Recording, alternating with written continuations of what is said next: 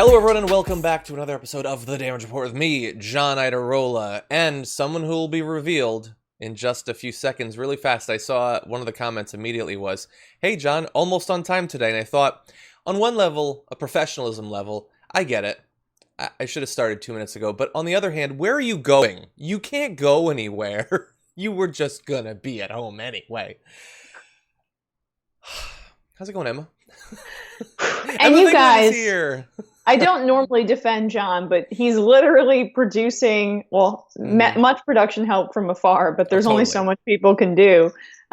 He's doing it all on his own, so I really admire his fortitude. Thank you. And obviously they're joking. I don't actually mind. But anyway, glad to have you here. And on a Tuesday of all things, glad to have Only you. because I've rescheduled for the past 3 times to Wednesday. Exactly. My Tuesdays are kind of packed. So I thought your goal was to really destroy the cultural cachet that JR Wednesdays had built up over the years. Of course. He was on Tuesdays. I want to dismantle every traditional element of your show. Yeah, the continuing war on JR. I don't really get it. Why can't you guys make peace? But anyway, we're going to be talking about a lot today. We've got updates on what's happening with the National Guard. Spoiler alert, it's not good. We're going to be checking in with what medicine the president is taking. You don't know what story I'm talking about. It could be anything. You don't know. What else? Nancy Pelosi. Should we clap for her or denounce her? Updates on the Ahmaud Arbery case. We're going to take a little look internationally what's going on outside of coronavirus, and then if we can get to it, one of the most dishonest graphics on Fox News that I can remember for a long time. We're going to close out the show with that. But yeah, I did want to say one or two other things before we jump into the news. First of all, I saw that Alexandria Ocasio-Cortez had endorsed Nabila Islam in Georgia's 7th District Democratic primary. So that is awesome news. She's been on the show, a whole bunch of times. Actually, there's a super chat coming in right now from James saying Nabila Islam has been endorsed by AOC. So yeah, very exciting. Obviously pulling for her. Second of all, I only mention this because Emma's the guest co-host today. It is, I believe, to the day, 1 year since the last episode of Game of Thrones ran. So I just thought we should mention, not for any reason. I've actually been rewatching season 3 and reading the first book, which is taking me forever. But yeah. What do you think of the book? I love the book. I mean, the first book is so similar to the first season, but just very quickly, what stands out to me more is, one, John is just so much better in the book. I think he's way more complex and intelligent than they portrayed him in the show. And I also think I'm not going to blame Benioff and Weiss for once. I think Kit Harington is probably the weakest actor out of the major cast members, and I think that stands out. He's really good at the stunts and stuff, which I think is cool, but after that burn, he's going to need Melisandre's help.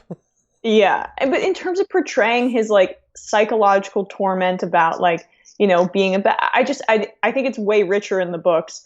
And then just rewatching season 3, oh god, the quality was so much better than even when they went off book in season 5. That was when the decline happened, and then it ended in crashing and burning in the last season. But god, the first 4 seasons are just perfect.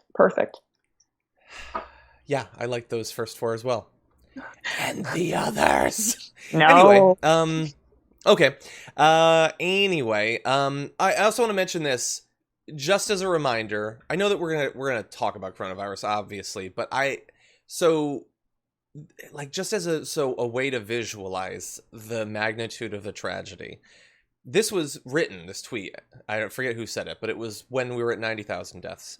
It's the equivalent of a full 737 crashing every day for 14 months. And it's you could watch all of Fox News today and they will not acknowledge that this is even a tragedy. And if it is, the only thing you should care about is being able to go back to Zumba and finding out where exactly in China it came from. Yeah, blaming China. Because if there aren't literal human beings of different skin tones and ethnicities to blame, it's not a real tragedy if anyone dies. 100%. Yeah, it's an amazing line to walk where it's like, on the one hand, this is not a disaster, don't get mad about it. On the other hand, it is such a disaster that we need to know how China's to blame. But they're managing to walk that. Anyway, I can see from the chat that Zane thinks we're taking too long to get into the stories, so why don't we jump into it, Emma? Okay. Let's do it. Okay. Little slap in the face for National Guard members who have been helping deal with the pandemic across the country. More than 40,000 of them currently helping states test residents for the coronavirus and trace the spread of infections will face a hard stop on their deployments on June 24th. So we know ahead of time that they're going to be called back at that point. And the slap in the face isn't just that they're doing their duty. States are so thankful of all of the help that they provided, and they're going to be stopped from doing that long before their help is no longer needed. No, it's this. It's that a senior FEMA official acknowledged during a call that the June 24 deadline that we talked about means that thousands of members who first deployed in late March will find themselves with only 89 days of duty credit, one short of the 90-day threshold for qualifying for early retirement and education benefits under the post-9/11 GI Bill. Just a coincidence that they're going to be called back way premature, and one day premature of when they'd get extra benefits for all of the work they've done, potentially exposing themselves to coronavirus and helping those who have been. Well, they could just pop hydroxychloroquine every day and they'd be fine. It's pretty much the same as the extra benefits they would get. I thought this was the pro-troop party. It blows my mind that whenever mainstream media talks about the Republican Party and that they're kind of being nationalistic and giving lip service to the troops, that they don't bring up the fact that, for example, when Bernie Sanders was dealing with Veterans Affairs in the Senate, and he was the head of that, it's escaping me right now, but committee? Committee, Jesus. And when he was the head of that committee in the Senate, he was going all in to give veterans more benefits, to ensure that more funding was provided for their health care, for resources for them when they returned from war. John McCain was on the other side trying to slash many of those benefits. And they went back and forth and back and forth. And yet the Republicans are always portrayed as the pro-troop, pro-military party. Nothing is more pro-military than paying the military. And Donald Trump is trying not to pay the military. Exactly. And I really hope that this becomes a bigger story. It's like maybe third or fourth tier in the news today. It is so obviously indefensible. And not just like I'm seeing it and I think that it's indefensible. Their reaction to the news coming out shows that they think it's indefensible. So, for instance, top National Guard and other federal officials that were on the call when it was announced didn't dispute that cutoff. They didn't raise the possibility of an extension. And since the news has been reported, the White House has not responded to multiple requests for comment for understandable reasons, because this looks really, really bad. And even on the call, that senior FEMA official said, "We would greatly benefit from unified messaging regarding the conclusion of their services prior to hitting the 90-day mark and the retirement benefit implications associated with it." So it's like, okay, this is going to be bad. Nobody's going to like it. Let's really get on message here about why we're doing this. And it's been a bit. There doesn't seem to be a message just yet. They think, I guess, they can keep their heads down and just weather this, and that's probably going to work, honestly. And part of the way that this may not, get enough traction that it should in the media is because people in the military and the National Guard, they're hamstrung from really speaking out publicly, and so it's almost extra cruel, because Donald Trump and the Republicans can rob them of benefits that they've deserved and worked hard for and certainly put their lives at risk for, because basically he's the commander in chief and they're not allowed to speak out, at least, with their names publicly. And so they're able to kind of silently take away their benefits, and under the cover of that kind of rulemaking. And so that's what makes it even kind of grosser to me. Exactly. And also, so I'm primarily concerned about the fact that these people who have spent, they will have spent 89 days effectively out there helping, that they like, a lot of them probably signed up not necessarily for those exact benefits, but for the benefits that would come from service. The idea that you would string them along literally as long as possible before cutting them loose right before those benefits, just sick. But also the consequence for the actual states. Governors and lawmakers in both parties have been pleading with the White House to extend the federal order for several more months or until the end of the year, warning in a letter to Trump that terminating those federal deployments early in the summer, just as states are reopening, quote, could contribute to a possible second wave of infection, because of course it could. We know that we need people doing the testing and doing the contact tracing as well. The federal government seems to have no interest in doing the raw hiring necessary to fill that. Now they're going to be taking away some of the people that are already in the field that could be doing that. Again, if you had if your going theory was the White House wants as many people to get coronavirus as possible, all of the news coming out day after day makes it harder and harder to fight against that obviously crazy belief. This is a great example of that. Now, the only sort of quasi-silver lining, one of the darkest silver linings I can imagine, is that while they will be one day short of those benefits, the National Guard, they have had a statement saying that the 90-day threshold is cumulative, meaning that if they are deployed again this year, then they could cross that threshold. And the thing is, because of how stupid and self-defeating this strategy is, they will almost certainly have to be deployed again later this year, because everything is being done, all the cards are being lined up for a devastating second wave when we will desperately need the help of these National Guard members again. Well, you're assuming that there is any kind of that ensuring that there isn't a second wave is a priority for the Trump administration. It's only the perception that things are getting better that they care about. Mm-hmm. And so when they get to get rid of the National Guard members from this kind of service and then also save some extra pennies in cash in terms of their benefits, as they're screwing the National Guard over, it's a bonus for them, because they want things to appear like they're better, because that's all Trump cares about.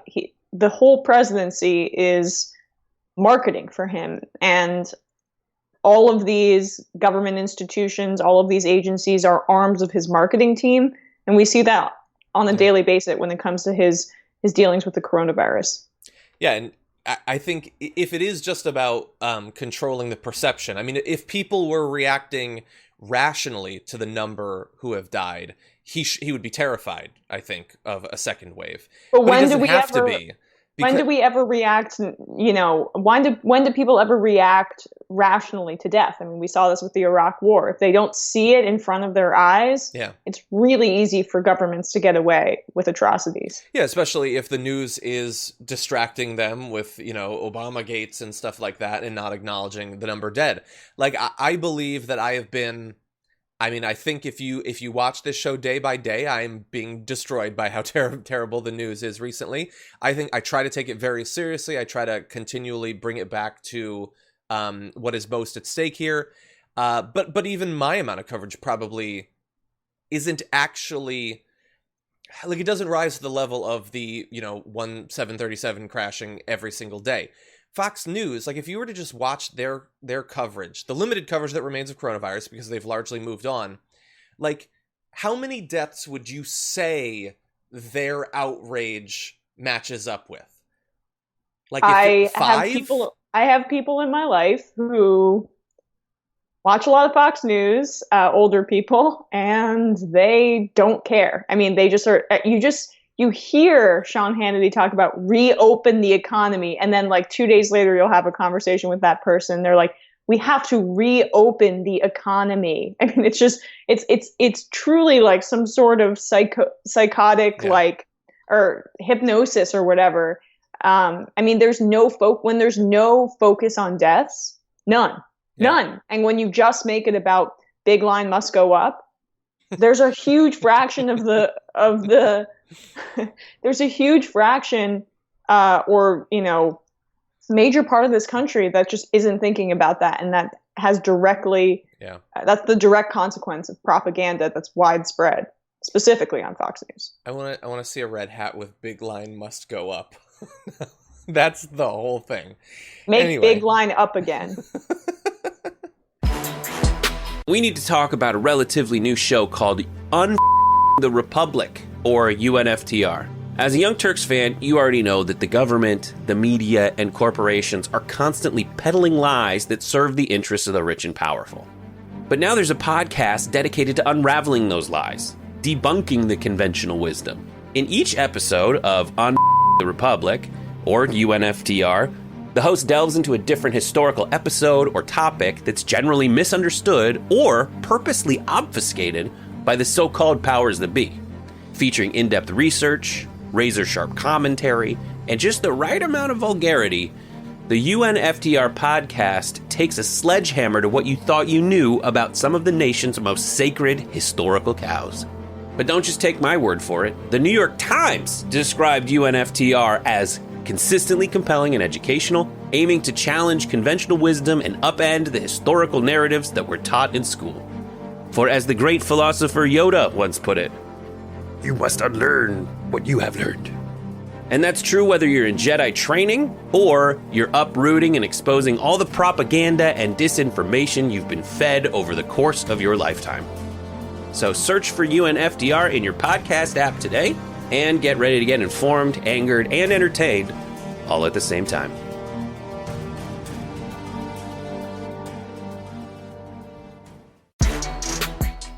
Big news yesterday, Donald Trump is taking a potentially lethal medicine for a disease he doesn't have. Or not. He wants you to believe it, though. Take a look. A lot of good things have come out about the hydroxy. A lot of good things have come out. And you'd be surprised at how many people are taking it, especially the frontline workers, before you catch it. The frontline workers, many are taking it. I happen to be taking it. Hydroxychloroquine? I'm taking it, hydroxychloroquine. When? Right now, yeah. A couple of weeks ago, I started taking it. Because I think it's good. I've heard a lot of good stories. And if it's not good, I'll tell you right, I'm not going to get hurt by it. It's been around for 40 years for malaria, for lupus, for other things. I take it. Frontline workers take it. A lot of doctors take it. A lot of doctors take it. I take it. Now, I hope to not be able to take it soon because, I hope they come up with some answer. So I don't know if he's lying because I would guess he's lying. I would guess he has financial incentives to lie about hydroxychloroquine. There are ties with the manufacturer. But it's also just about the perception that there's something out there. They stockpiled up on all of this. They want other people to take it. And the idea that it's like taking an Advil. It's for malaria. It could hurt your organs. And the VA study shows that it almost had adverse effects in their specific controlled study. Yeah, I know that it wasn't exactly perfect and it only tested man ages, whatever. But yeah, I would not talk about, it's not a vitamin. It's not a vitamin, dude. It's not Flintstones. It can and has killed people, obviously. And that's why what? And it's not going to hurt me. Yeah, but you idiot. You know that it can hurt people. You know that it has side effects, potentially fatal. It has mental health side effects. It has side effects on your heart. You know that. Okay, we're going to move past it because there's no point. It's been prescribed for other things. Okay, I have sinus headaches. I'm going to take chemo. They do chemo for other things. Why not take it for my sinus headaches? What's the worst that's going to happen? It's not going to hurt me. It's so stupid and probably a lie. That's the stupidest part of it. So really fast, I want to jump to the chat. We're going to continue, but there are probably three options we'll say here. So I want you to type a short message. Either taking it if you think he's taking it, lying if you think that he's just lying, and placebo if you think he thinks he's taking it, but he's not actually taking it. So let's just see it. Either taking it, lying, or placebo. That's my guess, but we're going to push forward really fast. I want to show you another video because this is really something. Take a look at this. I would have told you that 3-4 days ago, but we never had a chance because you never asked me the question. Yeah. You never ask about my health. You're always asking about the health of the country, the deaths, and of course, you don't want to know about me. Mm-hmm. Selfish reporters, self-obsessed. It's a good point. They didn't spontaneously decide to ask if you were taking a potentially lethal medicine that doesn't work on a disease that you don't have. Yeah, they hadn't asked you about that for whatever reason. It's a disgruntled wife who they didn't even notice he got his haircut. Exactly. So I'm seeing the response, and I'm gonna guess it is 98 out of 100 lying, 1 placebo, and 1 somebody just put a whole bunch of lying emojis. So yeah, most people think that he's lying. Yeah, he just made it up, man, and he probably made it up right then. As he didn't know when he started the sentence where he revealed he was taking hydroxychloroquine. He didn't know he was going to reveal that he was taking it, or say that he was taking it. It's just so stupid. And like we said with the quiz, I don't know exactly how it's stupid. Is it that he's actually taking it, that he's taking for preventive use, a thing that he has seen is probably not effective in dealing with this and could by itself kill him, that he would lie about it and tell and again inspire his followers to take this and potentially die as a result of it? I don't know, and I don't care. I'm going to say something that is going to become a larger and larger percentage of my total speech as we move forward over the next 6 months. My conclusion is vote him the hell out of office so that we don't have to deal with this BS anymore. How about that? That's a good conclusion for every Trump story. Yeah, unfortunately. Okay, so really fast. I just want to let him dig himself a little bit deeper. So let's see if his doctor's involved in this. Did the White House doctor recommend that you take that? Is that why you're taking it? Yeah, White House doctor. I didn't recommend. No, I asked him, what do you think? He said, well, if you'd like it. I said, yeah, I'd like it. I'd like to take it. A lot of people are taking it. A lot of frontline workers are taking hydroxychloroquine. A lot of I don't take it because, hey, people said, oh, maybe he owns the company. No, I don't own the company. You know what? I want the people of this nation to feel good. I don't want them being sick. That's how I know he's lying. The doctor, he didn't say, do you want to take it? Go ahead. Do you want to take it? Yeah, you're fine. Yeah, that's all good. I just want people to feel good. I just want them to feel good. Yeah. Well, again, everyone should be on heroin then. Exactly. And that has a demonstrated effect. Okay, so he mentioned there that the doctor got involved, and this is where, like, the most exciting thing about working in the Trump White House is you wake up every day not knowing what lie you're going to have to tell, and the lie today was that he is taking hydroxychloroquine. So they put out a letter for what passes for a doctor in the White House these days, and people noticed something pretty quickly about the letter. I'm going to show you just a little bit of it. Saying after numerous discussions, he and I, this is the doctor, and Trump, had regarding the evidence for and against the use of hydroxychloroquine, we concluded the potential benefit from treatment outweighed the relative risks. In consultation with our interagency partners and subject matter experts around the country, I continue to monitor the myriad studies investigating potential COVID-19 therapies, and I anticipate employing the same shared medical decision-making based on the evidence at hand in the future, which is very interesting. And nowhere in that letter does it say that he told Trump to take it, or that he prescribed it for Trump, or that Trump is actually taking it. It's nowhere in the letter. And that's their evidence. He's lying. I'm done. He's lying. He's definitely lying. I like the idea, because he said he takes a pill every day. I liked the idea that he was having 1 Reese's Pieces each day thinking he was taking hydroxychloroquine. But that's probably not what it is. That's just what he seasons his steak with. Yeah. Look, you do have to give it to Trump, though. He is convinced that this thing is helpful, and he's not going to let, evidence convince him otherwise. It is a sign of strength to go with your gut. And I would say to Trump that the doctors who tried to deceive you about this medicine and tell you that it's not helpful, you saw through those lies. They also will tell you that you're supposed to take a certain amount. But if a certain amount is good for you, then 2 times as much is definitely better, right? 10 times as much. Well, Even better. as he knows, there's only a finite amount of energy in the body, and there's only a finite amount of hydroxychloroquine that the body naturally produces. So you're going to be more beneficial on the long run if you take a ton. Exactly. And look, yes, I feel perfectly comfortable making that sort of joke because neither Emma nor I believe that he has or has ever actually taken any hydroxychloroquine. Yes, we don't want Trump to die. Yes. Not long after Donald Trump revealed that he was totally actually taking hydroxychloroquine, Speaker Nancy Pelosi was asked what she thought about it, and here is what she had to say to Anderson Cooper. As far as the president is concerned, he's our president, and I would rather he not be taking something that has not been approved by the scientist, especially in his age group and in his, shall we say, weight group, what is morbidly obese, they say. So I think it's not a good idea. I liked it.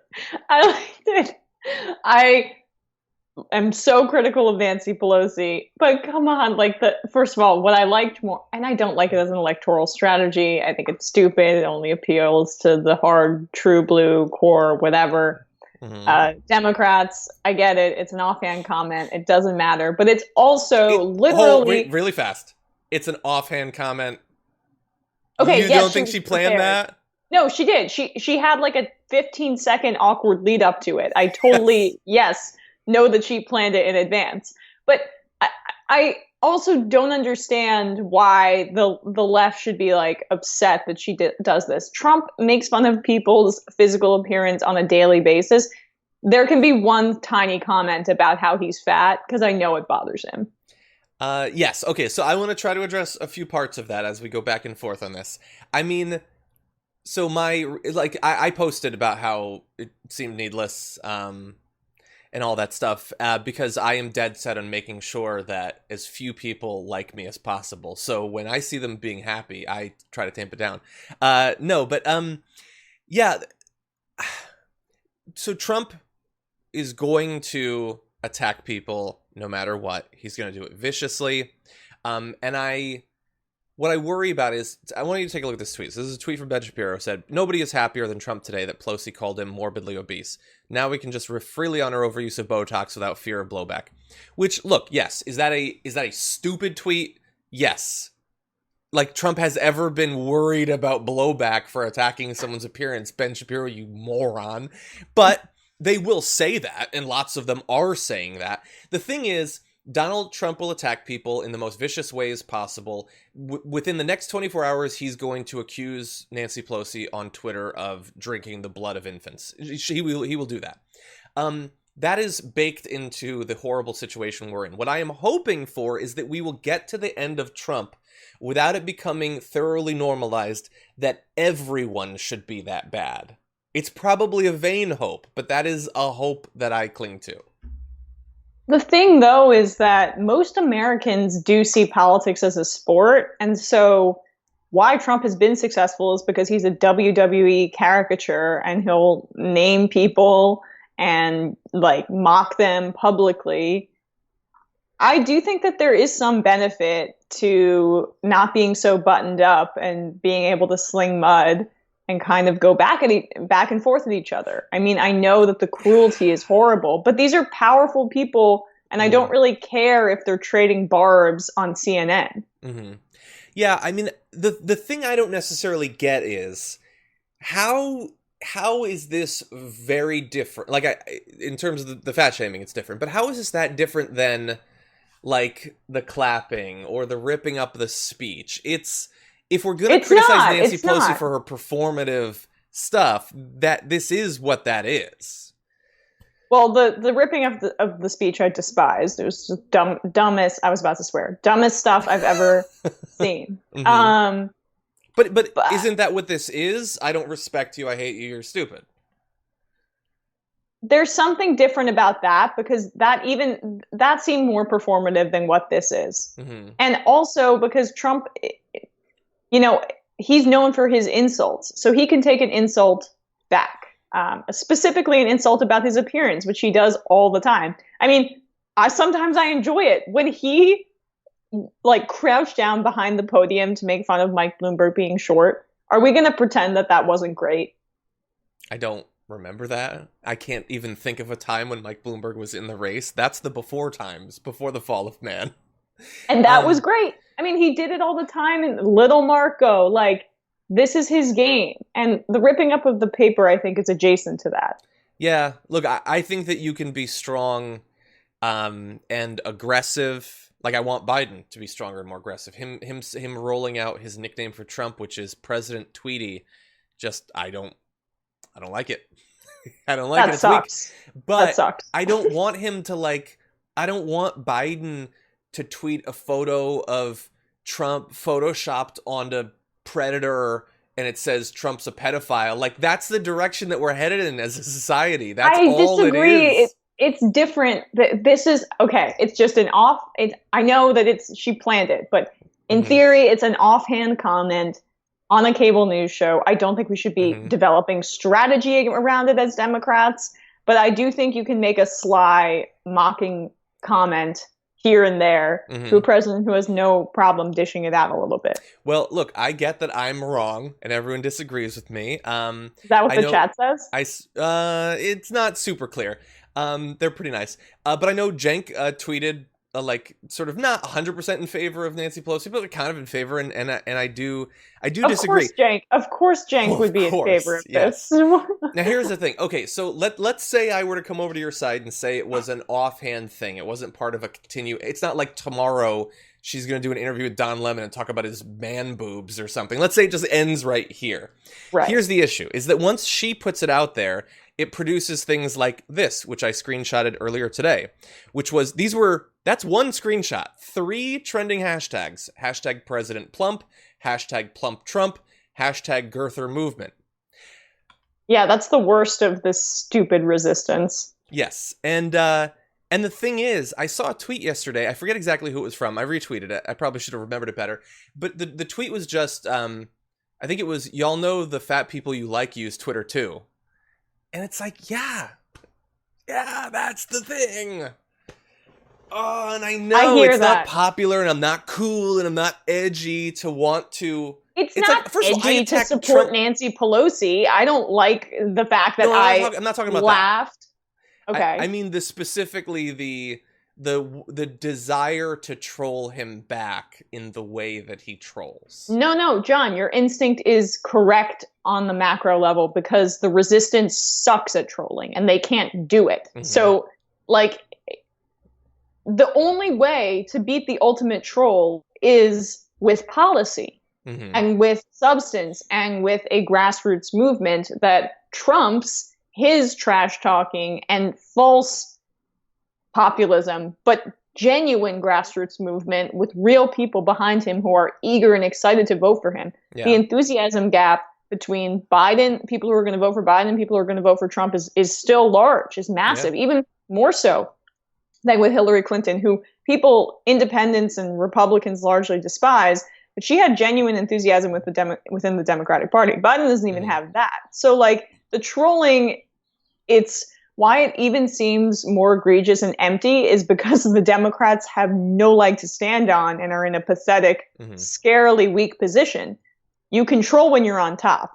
The Democrats are at the bottom right now. Clip that out. Yes, I do agree with the point, though. Yeah, and look, I understand that there are some people that he's hurt us in a variety of ways, policy ways, but also the, shredding our sanity ways, and you want to hit him back. I get that. I would just say, if you want him to hurt, think about the day he has to walk out of the White House. First of all, he probably won't. They'll probably cancel the election and all that stuff. But if it does happen, that is what will make him hurt.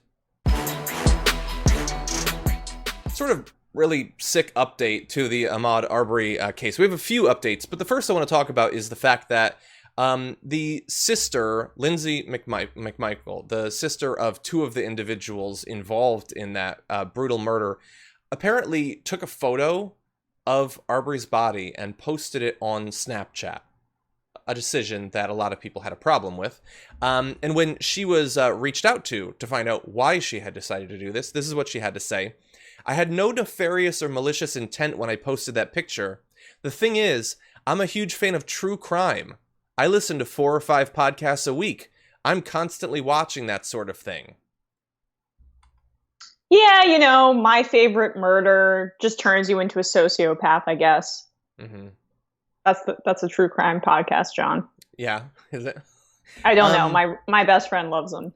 And she also is a sociopath. Really? Oh, no, so I get just that, like this woman. Yeah, a lot of people really into the true crime. I get it. It's one of the most pathetic excuses. They should test that whole family for like psychopathy and sociopathy. I mean, that is an unbelievable defense. You could say that you wanted to document the death. You wanted to show that perhaps, I don't know, that you wanted photo evidence or something like that. But to say that it was some sort of sick fascination that you had because of true crime podcasts and TV shows. Yeah. That means that you are looking at that human being as removed as you would be if you're listening to a podcast or hearing about a murder. No, that person's in front of you, dead because of your brother. Yeah, and your family wasn't. It's just such. It's like, go through a couple drafts and then speak. She goes on to say it was more of a holy S. I can't believe this has happened. It was absolutely poor judgment.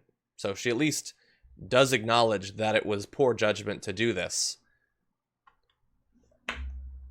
I mean, there is in these sorts of cases, there's always a PR battle about the credibility and motives and past of the people on both sides. There have to be, because in a case like this, where yet again, white individuals have brutally murdered a non-white individual, there is always going to be Fox and the right is going to try to dig into the victim's past and try to present them as having... They basically want to come up with an excuse for their viewers to think that this person deserved to die. And they believe in a few different ways that they found that. So at first, it was that he had visited a construction site, and so he deserved to be killed.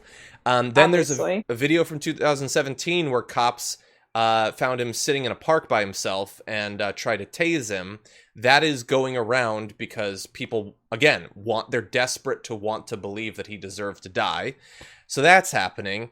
And so on the other side, I would imagine that if you were one of the two murderers in this case, you'd probably prefer if another member of your family hadn't seemed to make a joke or a spectacle out of the death of Ahmaud Arbery.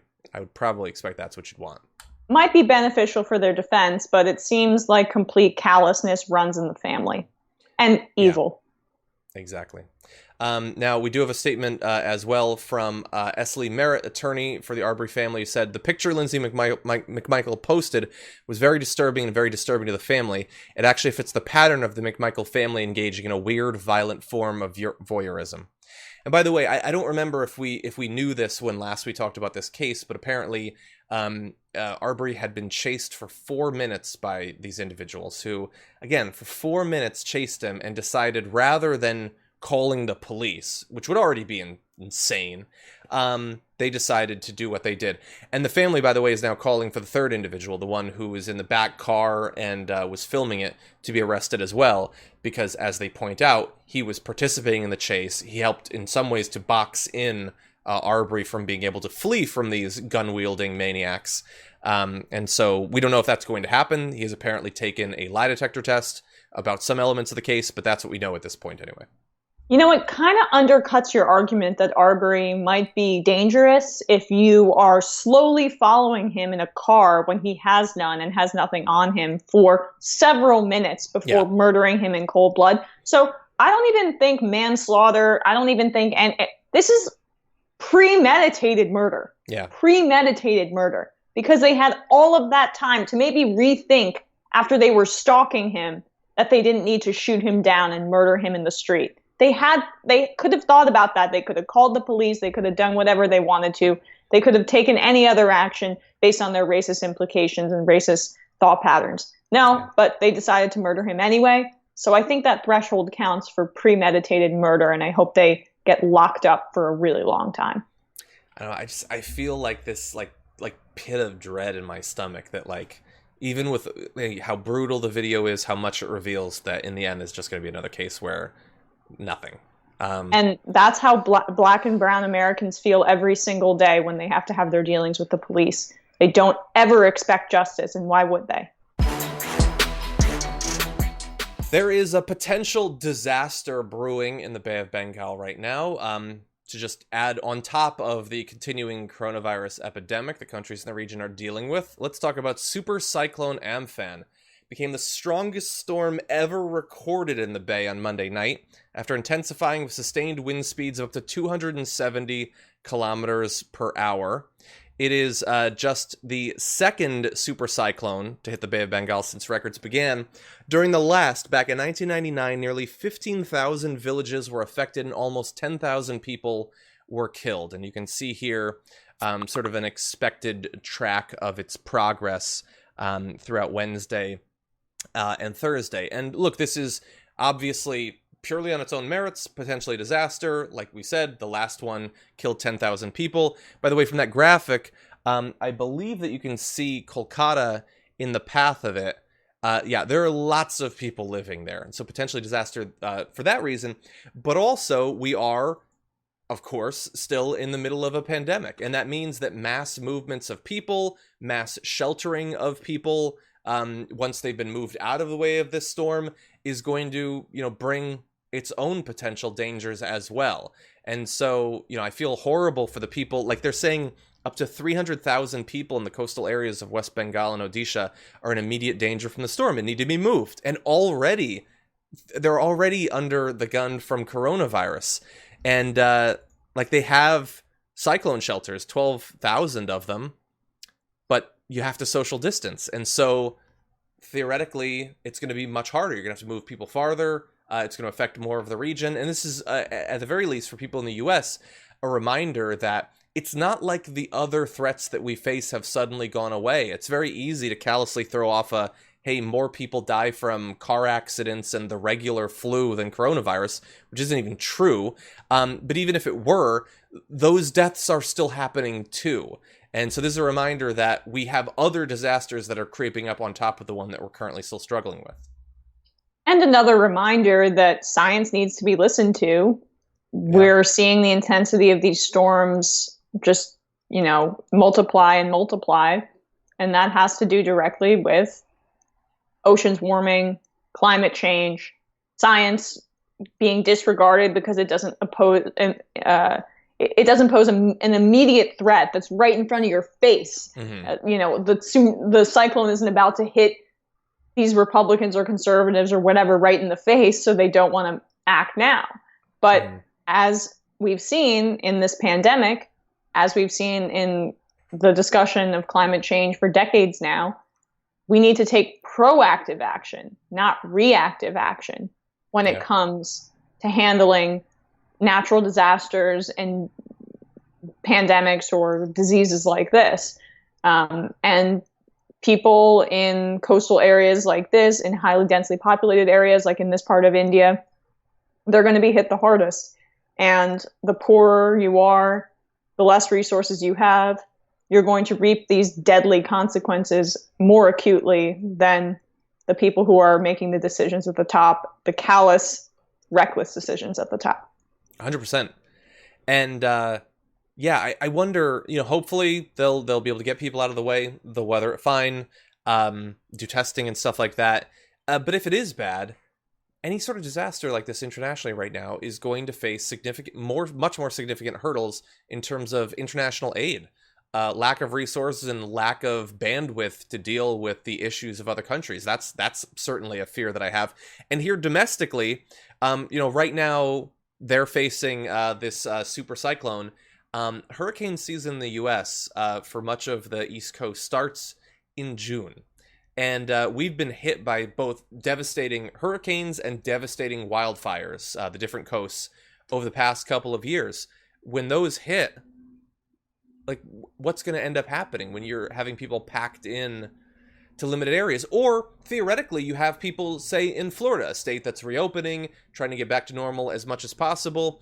If those people have to flee to other parts of the state or to other states in the region to get away from a number of hurricanes, as has happened, I have family in Florida that has had to flee to Georgia multiple times.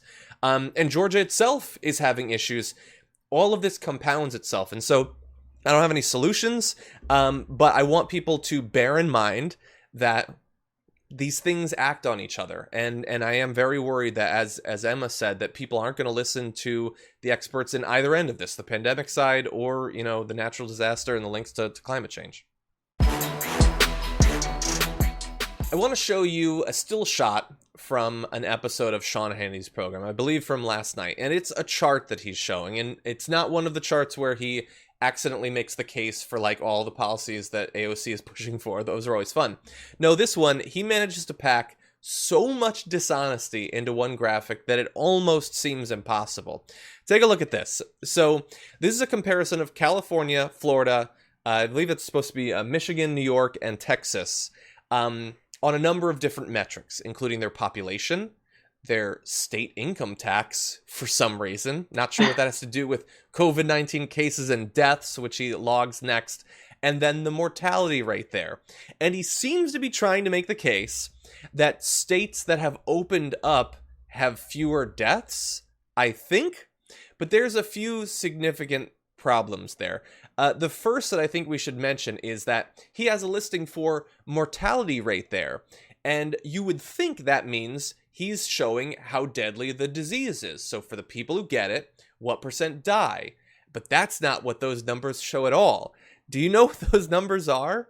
He is literally listing the percentage of the entire state population that has died from the disease at this point. Because if you look at the numbers, so for instance, for Michigan, he's got 52,000 cases, 4,900 deaths. That indicates that, I don't have a calculator with me, but slightly less than 10% of the people who got it died from it. And the last thing that Sean Hannity wants to do is list a 10% fatality rate. So instead, he just lists everybody in Michigan. What percentages died at this point. It is so fundamentally unethical what he is doing right there. Whew.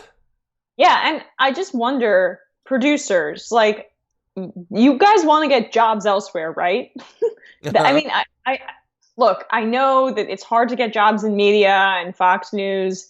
You got to sell your soul a little to move up and do all that stuff. But do you really feel good about yourself when you are listing entire statewide mortality rates in order to make it seem like fewer and fewer people are dying? Mm-hmm. To underplay a threat that could really harm Sean Hannity's core demo of old people. I mean, it's not like it's spring chickens watching his show. So I think that it's unethical is, underplaying it. 100%. I don't know, like, I'll put it up a little bit. What does the income tax have to do with any of that? No, it's not. You'll have more money and you won't die. It's like my immune system was weakened by the higher state taxes I was paying. And of course, let's say he just decided, I want to have stuff about coronavirus, but I also want to make a point about taxes. Also, maybe mention that in most of those states, the Republican states that have effectively no income tax, they tend to have a significantly higher sales tax. And the reason they do that is because they do still need money to run the state government, but they don't want an income tax because an income tax would hit people who make a lot of money. They want a sales tax, which isn't obviously one of the most regressive taxes imaginable. So he hides that from his audience as well, that they are still being taxed, but taxed in a way that hurts the poor more than the rich. Exactly. And also the mortality rate figures he shows there, they're not even, different enough to actually prove the misleading point that he's trying to make. Like, New York isn't that significantly higher than Texas or Florida, and California isn't either. So I don't even understand what that adds beyond just being underplaying the mortality rate of the coronavirus. Exactly. Yeah, and I wish that I could have any hope that the people watching his program last night looked at that and thought, oh my God, is that like 8% of New York cases that got it died? That's terrifying. No, they're just distracted by 0.146%. Oh my God, that's not too bad. Okay, well then, Right. make a graphic of the percentage of the Texas population that has died from Islamic terrorism over the past couple of years. How high of a percentage is that? So we shouldn't do anything about it, presumably. What's their inheritance tax there? That's what I want to know. No, how are we supposed to fight against this? People who have so little regard for what their own devoted viewers actually think about the world, and not just lying to them about the sales tax or whatever, but sending them out there ill-equipped to not get sick and die. There was polls recently showing that like older voters are apparently turning away from Trump and towards Biden, and I don't know why exactly that is. But if there is a reason, if there is an explanation for that, I hope it is that they realize that Fox doesn't care if they live or die. Like if that doesn't drive your political behavior, I don't know what should.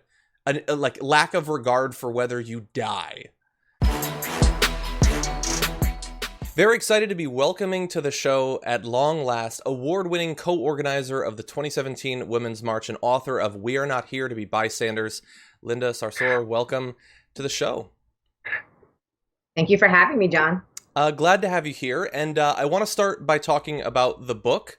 I've seen some of your interviews about it and all of that, but it's a pretty fascinating look back at, sort of where you came from, how you got to where you're at. Can you tell people a little bit about sort of the process of writing it, how you decided to, look back over this time and all of that? So this is my book. This book really, John, for me was an opportunity to really welcome folks into the lives of Muslim Americans in the post 9/11 era. There's a lot of talk about Donald Trump and talking about policies of Donald Trump and talking about this fascist administration and the stripping of civil liberties. And Muslim Americans, as well as many other marginalized communities, are sitting back being like, welcome to our world. And I thought it would be important in this time to take people on the journey of the impacts of these policies, these post 9/11 policies on Muslims. It was also a love letter to my own family, to my children, to my great-great-grandchildren. This is a story of being a survivor of intolerance, religious intolerance, of Islamophobia. I've been, at the receiving end of it, and I've been able to persevere and keep moving forward. And I thought this would be an inspiring and motivational book for my own communities.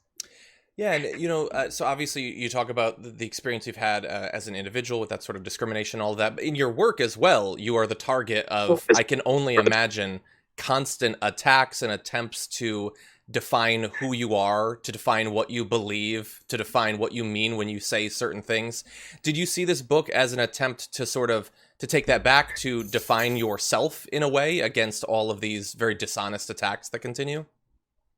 Absolutely. I mean, my book is stories and stories of my work, of my relationships, of my long track record of civil rights work, of human rights work, of focusing on racial justice and immigrant rights and economic justice, of defending my people, and also about what it means to be an unapologetic woman of color, a Palestinian Muslim.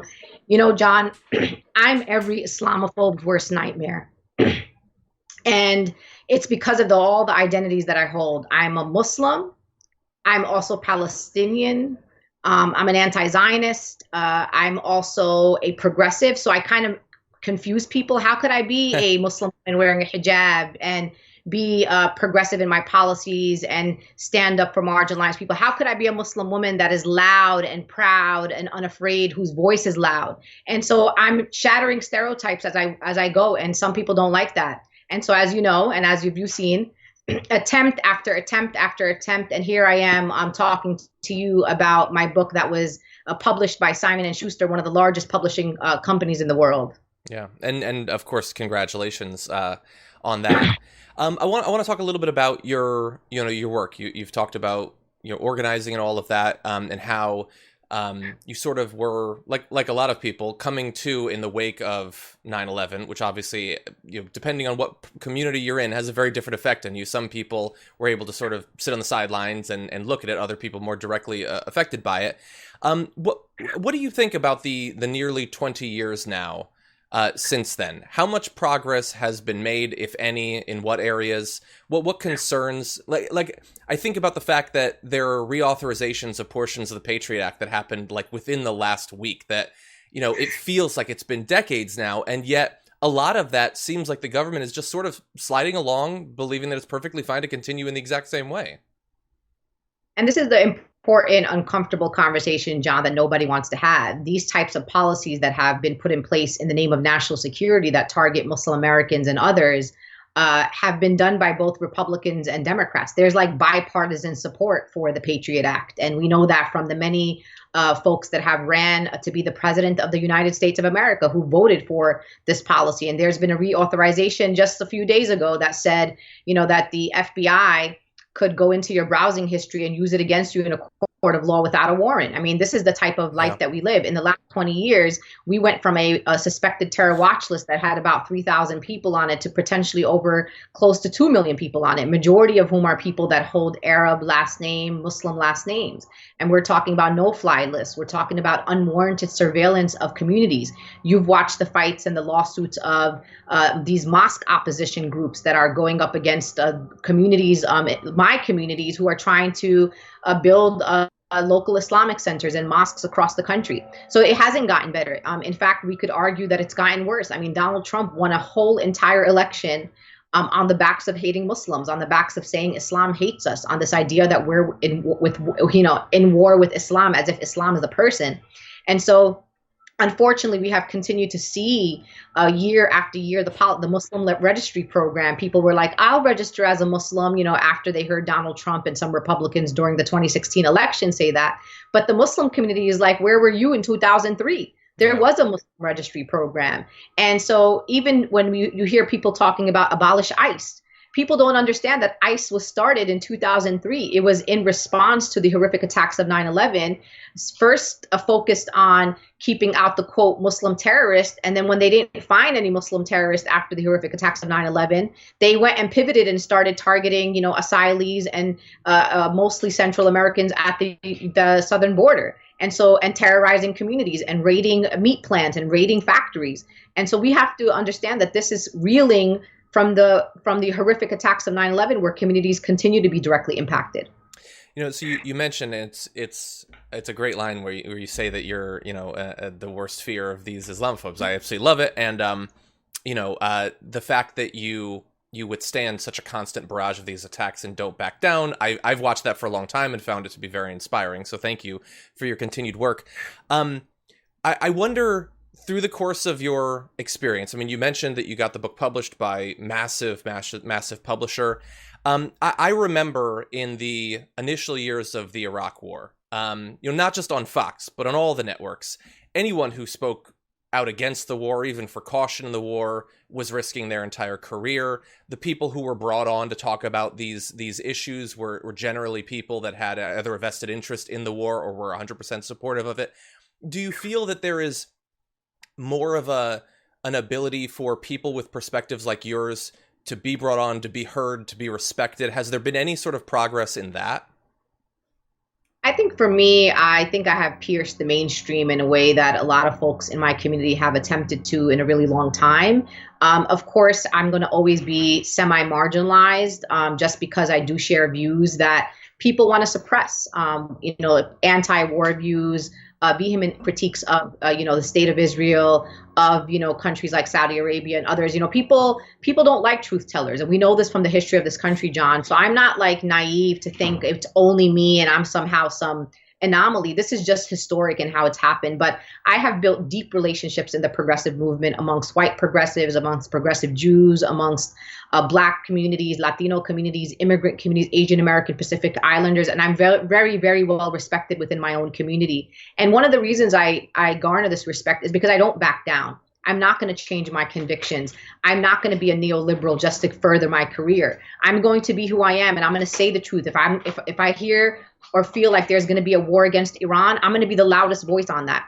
Just like, you know, in 2003 around the Iraq war, you know, I was young, but I was out there because I understand the impacts of war. I understand the impacts of military occupations, and I understand understand that we in the United States of America deserve to keep our resources here for the most marginalized and not spending trillions of dollars on unnecessary and unjust wars. And again, this is a nonpartisan relationship. It's, for me, what's really unique is that I'm targeted by anywhere from all the way to the right, all the way to the center, all the way to, center left, because once people feel like you cross the line, and you're piercing the minds of people in a way that is transformative, there are going to be people who are going to try to stop you from that. And so far, I feel pretty privileged, and I feel pretty grateful that I have been able to change conversations and be part of the changing of narrative around Palestine, and having more progressives feel, confident to stand up and defend the rights of Palestinians, to stand up more boldly on criminal justice reform, on immigration, on standing up against the war with Iran. I'm proud of that work, and I'm going to keep doing it. I want to look ahead a little bit because in addition to being an author and activist, you also were a surrogate for Bernie Sanders in the election. And, for a lot of us, the election did not turn out the way that we were really, really hoping that it would. And so there's been this period amidst the pandemic of also trying to figure out what the path forward, what that looks like. So I'm curious, from your point of view, as someone who's been involved in it as an activist and an organizer, where should we be throwing our weight? Where can, progressives or people who are concerned about these different issues, where can they have the most effect when they look to the two different choices? They don't necessarily love either of them. Absolutely. I mean, I'm one of those people. I was a surrogate for Bernie Sanders, and I was very proud to be part of a campaign that aligned with my principles and values, even when I didn't sometimes even agree with Bernie on some things. As you know, we don't agree on the issue of Palestine, Israel, but he overall, his policy platform, his domestic policy platform really spoke to me in the work that I've done for 20 years. I'm telling people right now, especially those of you who supported Bernie, who are true progressives, who are true at heart leftists, and people who care about marginalized people, start focusing on down ballot races. John, every 4 years, we want to wake up and start talking about who's going to be the president. And I'm telling people that we got to do the work in between. I want to know which progressive you're supporting that is supporting the Green New Deal, that's supporting the abolition of ICE, that's supporting, a platform that is about just foreign policy, that is about, making sure that we are bettering our relationships around the world, that's focusing on Medicare for all. There are so many of them, John, some of them, inspirational, and people that we need in Congress and that we need in the Senate, that we need in state legislators, that we need in city councils across the country. So that's where I'm focusing my effort. I'm still excited about the 2020 election because there are so many wonderful people running for office. There's Nabila Islam in Georgia. There's Ihsan Laki running in Massachusetts. I mean, there are people, there's Charles Booker. There's like so many wonderful people that are running. And there's also people we need to keep in office, like the Rashidas of the world, the Ilhans of the world, the AOCs of the world. So that's where I'm focusing. And as to go to the presidential, because I know people will think I'm like, it's a cop-out that I'm not answering that question. I'm saying to people this: I'm not going to tell you what to do. I think people are capable of making the right decisions. The decision that I'm going to make in this 2020 election is I'm a New Yorker. So in New York, as you know, we're not a swing state. So I can really vote for whoever I feel like it. I can even write Bernie Sanders in. It's just not going to make a difference in a presidential general election as a New Yorker. But if you're in a swing state and your vote does matter in this election, I'm asking you to look at someone like Biden, not as a candidate that aligns with your values and principles per se, not as someone that you're excited about voting for, but look at him as your opponent in the White House. Look at him as someone that come January 2021, we're going to be ready to go all out with organizing, mobilizing, and making sure that Joe Biden is being held accountable to our communities. The reason I say that, John, is because this current administration is not an administration that is our opponent. We can't fight them. We can't move them anywhere. They are pretty solid on where their positions are. And every single day, as you know, they target our community. They're separating families. They are threatening countries to war. They are stripping people of health care. They have been inept in this pandemic. People have literally died at the hands of the callousness of this administration. So for me, if you live in a swing state, I hope that you believe that the right thing to do is to make Joe Biden our opponent in the White House so we can continue our movement work. That is very interesting.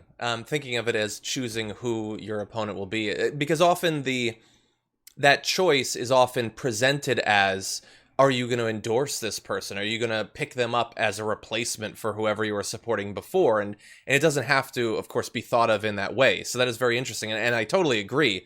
There, like, even in the first term, obviously, Trump could not be pushed on any issue. And that was when, hypothetically, there were potential consequences for his actions. He's stripped away all of those. There's not going to be any inspectors general going into a second term and all of that. So that's a great point. I also want to mention, you mentioned Nabila Islam. We saw news earlier today that Representative Alexandria Ocasio-Cortez had endorsed her campaign. She's a candidate we've had on multiple times on the show. And I agree, putting your attention into the down ballot races, like, of the little bit of hope and inspiration, the positivity in politics over the past few years that I've had, almost all of it has been driven by a few names. And you named some of them, Rashida Tlaib and Ilhan Omar and AOC and all of that. The idea that we could potentially have 2 more or 5 more or 15 more individuals like that seems like, at this point, a best case scenario for the movement going forward. I certainly could look forward to that.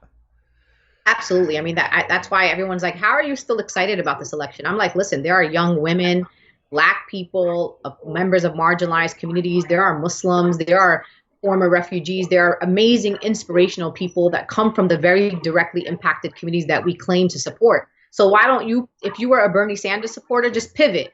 Find one of those local folks that were running on a Bernie Sanders platform, put your money on them, make calls for them, text for them. And that's what I'm doing, because I think that is the way to true democracy. Is all politics is local. We cannot wake up every 4 years, John, and remind people that there's an election.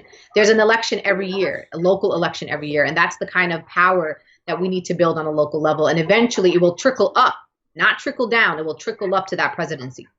You know, this will probably have to be my final question, but I'm curious. Let's say that we end up with Biden as our opponent in the White House. Are there issue areas where you feel like he could be successfully pressured on, that he wouldn't just, say something that sounds good, but then continue the policies of past administrations? Well, what issue areas give you a little bit of hope? I think there are 3 issue areas where I think Biden could be pushed if we build the political will and the movements, and so that we don't go back to bed like we did after Obama got elected. Everyone was like, wow, so amazing, we made history. And all of a sudden our movements went dormant. And that was the problem. It wasn't Obama's fault. I don't blame Obama. I blame us and our movements.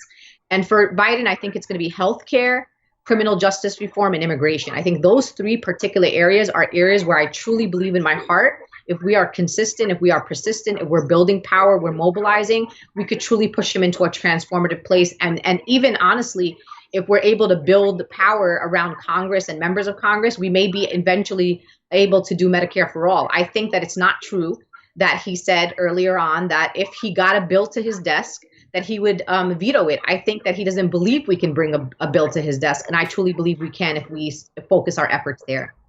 I certainly hope that you're right on all those issues, but perhaps that one even more so. If it were to land on his desk, the idea that he would veto it seems incomprehensible. So I certainly hope that you're right. The book is We Are Not Here to Be Bystanders.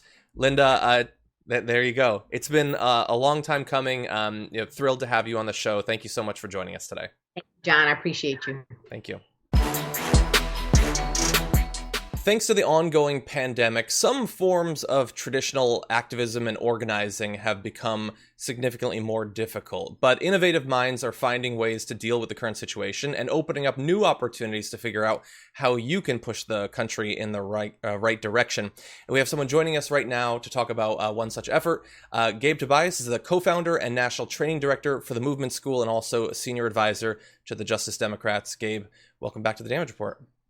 Hey, John. Great to be back here. Glad to have you here. We've talked about the Movement School before. Now you have an online campus program. Can you tell us about that? Yeah, absolutely. So in this time of COVID-19, obviously you can't really do anything in person. In a way, this is not a huge adjustment for us because we've been doing online trainings for the last year or so.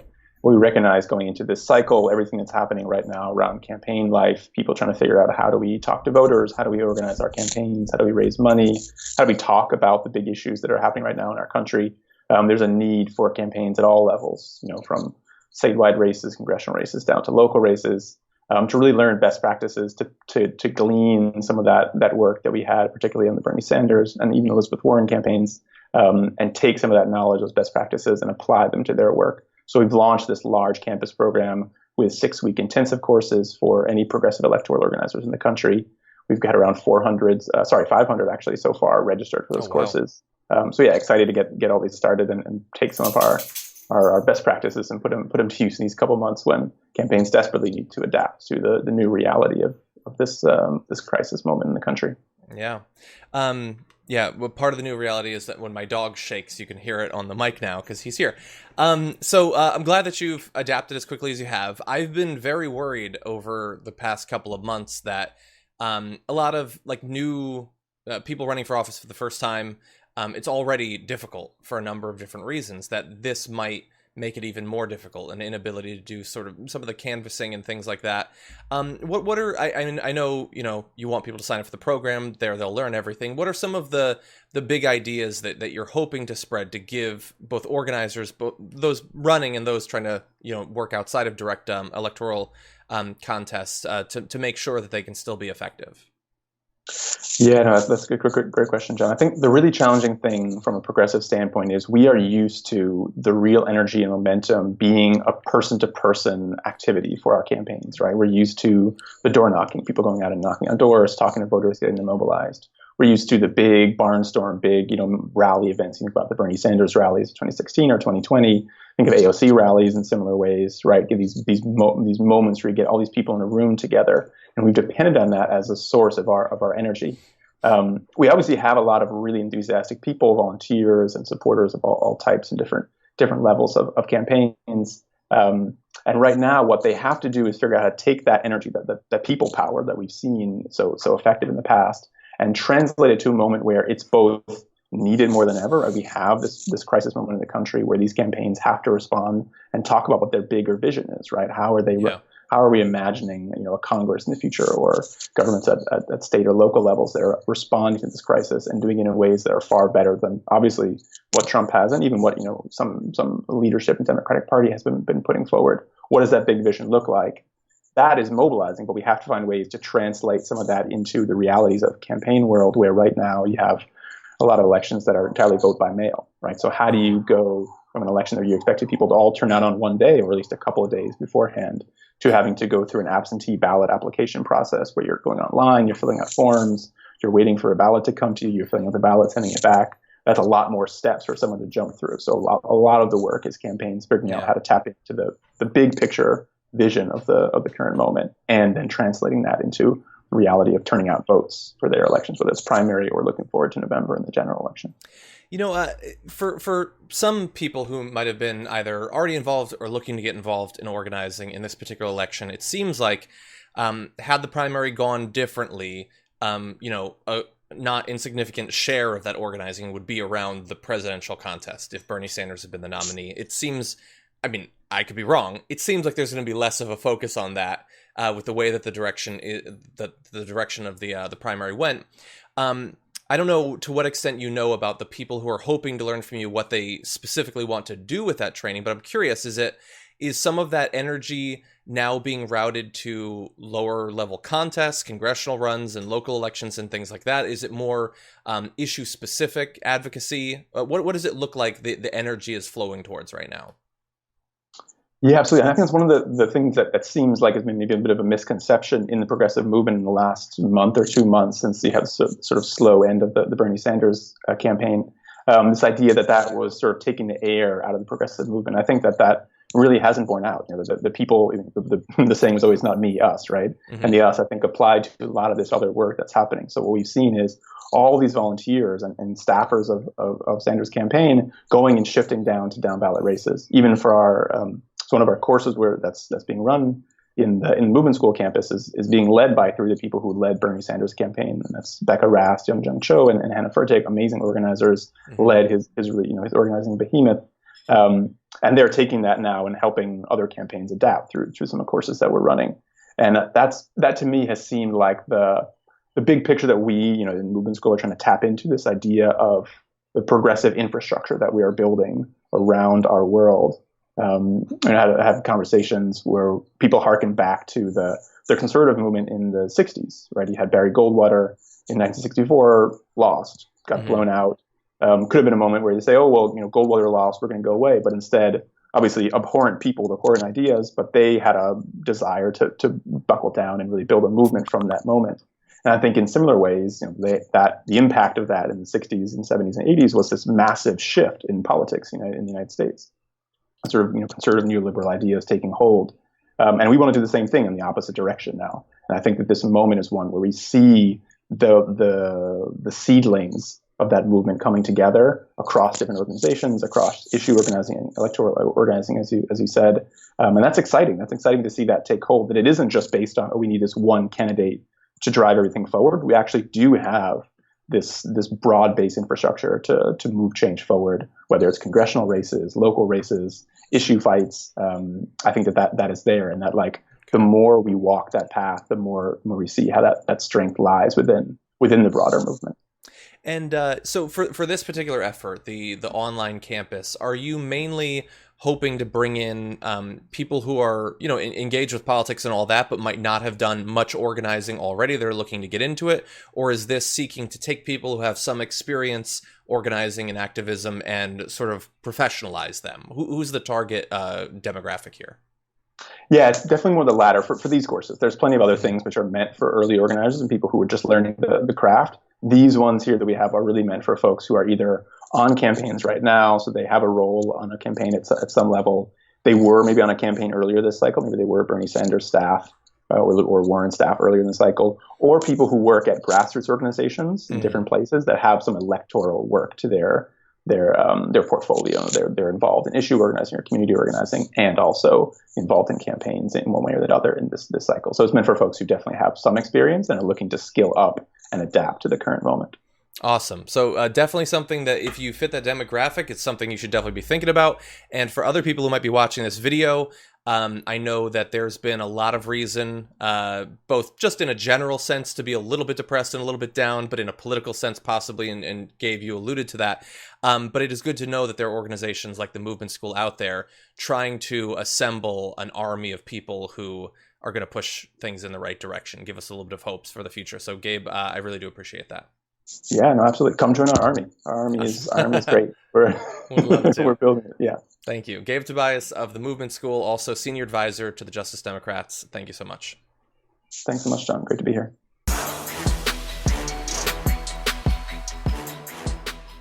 Thanks for listening to the full episode of The Damage Report. Support our work, listen ad-free, access members-only bonus content, and more by subscribing to Apple Podcasts at apple.co/TYT. I'm your host, John Adarola. I'll see you soon.